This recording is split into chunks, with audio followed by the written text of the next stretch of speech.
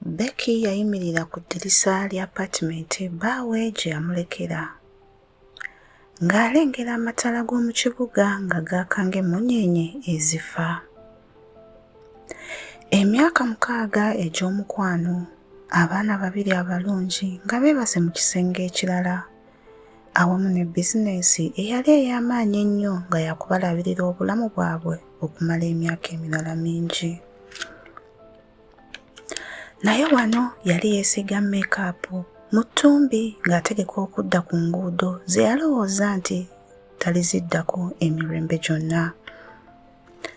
Yalina emyaka 19 obwavu bwe bwamuwaliriza okuyingira mu nzigi ze yali talowooza tajja kuziyingiramu.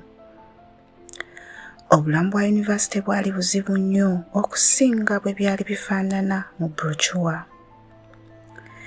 Banne be yali asula nabo baamuyigiriza engeri y'okukolamu ssente ez'amangu era obwavu bwe bwasalirawo Becky.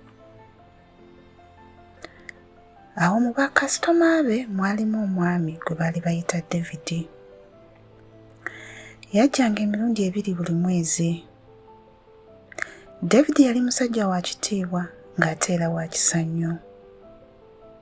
Mwattu terabanga mubiri gwa Becky gwokka, wabula yalaba Becky ng'omuntu ye bw'ali. Oluvannyuma lw'emyaka 2, David yayogera ebigambo ebyakyusa byonna. Leka nkujje mu bulamu buno Becky.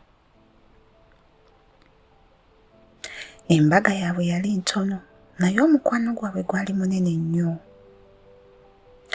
Abaana 2 abajjanga ebyamagero. Mwattu David yakolera Becky bizinensi era n'amuzimbira n'emizigo mwanajjanga ssente ezinaababeezangawo. Okumala emyaka 6, Becky yali Maama Grace ne Maama John bokka, wabula si muwala ow'edda eyali yeetonda.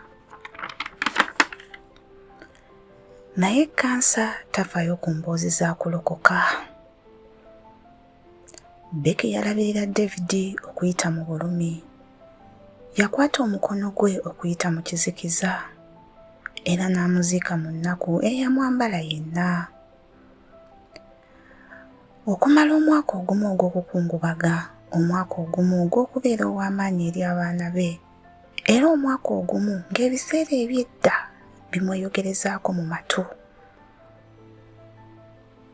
Weewaawo amayumba ag'abapangisa gaaleetanga ssente ne bizinensi yali ekola amagoba mangi ng'era n'abaana be tebaabulwangako kantu konna.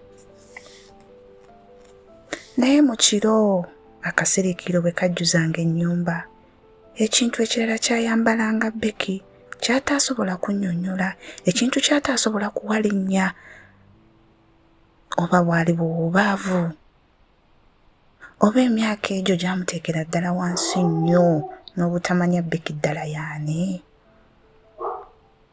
Yatunuulira ekifaananyi nga David amwenya era ng'ali n'abaana baabwe. Sonyiwa, yayogera mpola. Simanyi obanga nnyinza ntya okubeera omuntu gwe wanunula, oyo omuntu gwe wajja mu bwamalaaya. Simanyi oba nsobola okubeera omuntu oyo.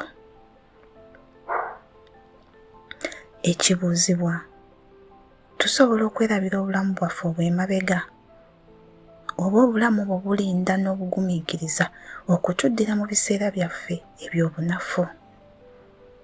Mwattu, gwe wandikoze ki ng'oli mu ngatto za Becky?